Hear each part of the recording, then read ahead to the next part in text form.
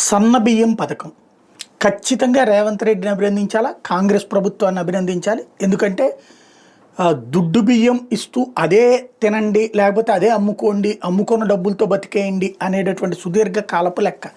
యాక్చువల్గా కిలోకి 40 రూపాయలు కేంద్ర ప్రభుత్వం ఇస్తుంది.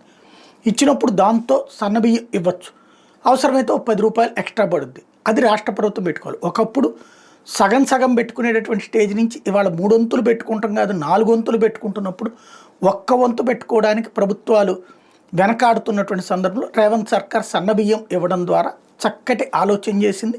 అటు రైతులకి ప్రయోజనం, ఇటు పక్కన ప్రజలకి ప్రయోజనం. ఇక దాని గురించి భయపడాల్సిన పని లేదు, లేదా అవి పారపోయాల్సిన పని లేదు. చక్కగా తినటానికి ఉపయోగపడేటటువంటి బియ్యం ఇచ్చింది. ఇప్పుడు భారతీయ జనతా పార్టీ దీని మీద ఒక యాజిటేషన్ స్టార్ట్ చేసింది. అక్కడ మోడీకి సంబంధించినటువంటి పోస్టర్లు పెట్టి పాలాభిషేకాలు చేయబోవడం, దాన్ని కాంగ్రెస్ వాళ్ళు ఆపేడు.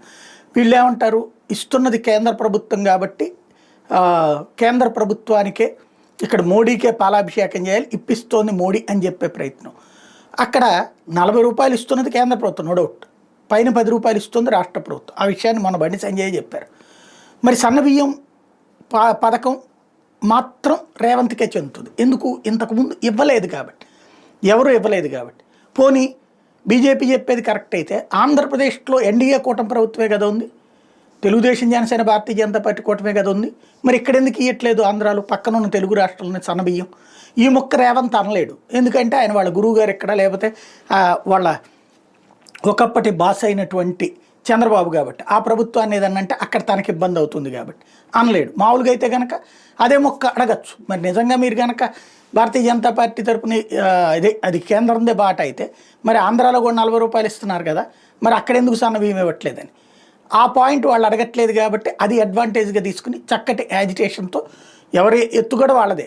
బియ్యం ఇప్పుడు బీజేపీ ఈ ఎత్తుగడ వెయ్యకపోయి ఉంటే 40 రూపాయలు ఇస్తున్నటువంటి విషయం రేవంత్ సర్కార్ అంగీకరించేది కాదు, బయటికి వచ్చేది కాదు.